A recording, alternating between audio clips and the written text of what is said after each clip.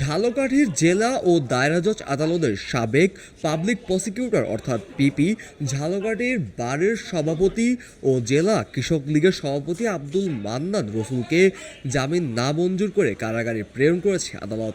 দেশ জুড়ে তোলপাড় ওয়ালটন ফ্রিজ কিনে আপনিও হয়ে যেতে পারেন মিলেনিয়ার।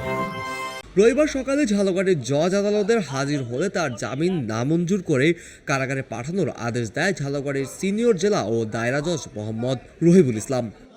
স্বৈরাচারীর যারা দোষর তারা তো এদেশ থেকে চলে যায় নাই, যারা তার পক্ষে ইতিমধ্যে তার সাথে এপিপি ছিল, তার কাছ থেকে অনৈতিক সুবিধা নিয়েছিল, তারাই আজকে তার পক্ষে আইনজীবী হিসেবে শুনানিতে অংশগ্রহণ করছে। যে সাবেক এপিপি বনিয়ামিন বাকলাই, তার পক্ষে আজকে সেই শুনানিতে অংশগ্রহণ করছে।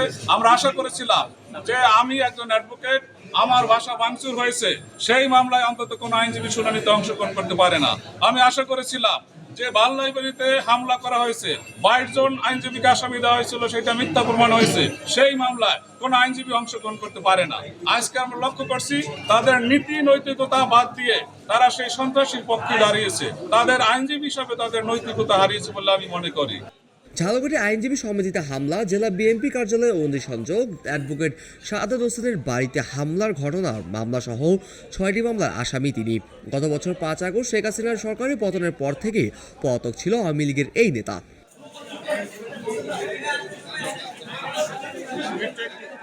4 মামলায় আসামির পক্ষে আদালত শুনানি করেন আওয়ামী লীগের দলীয় আইনজীবী মোহাম্মদ নাসির উদ্দিন কবির এবং সাবেক এপিপি বনিয়ামিন বাকলাই। আগামী 18 মার্চ একই আদালতে আসামির জন্য 2টি মামলার শুনানি হওয়ার কথা রয়েছে।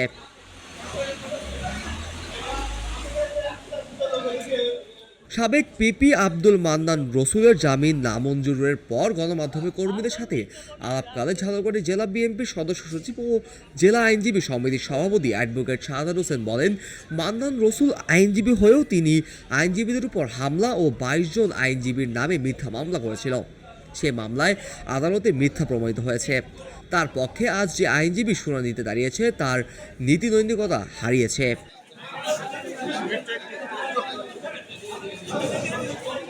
আওয়ামী দলীয় আইনজীবী জেলা কৃষক লীগের সভাপতি আব্দুল মান্নান রসুল 2009 সাল থেকে 2024 সাল পর্যন্ত টানা 15 বছর ঝালকাঠি পাবলিক প্রসিকিউটর অর্থাৎ পিপি এবং আইনজীবী সমিতির সভাপতি ছিলেন।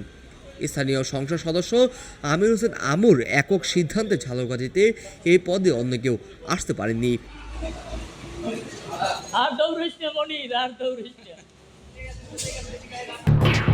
খবরের কাগজ, নিখাত, নির্ভীক, নিরপেক্ষ।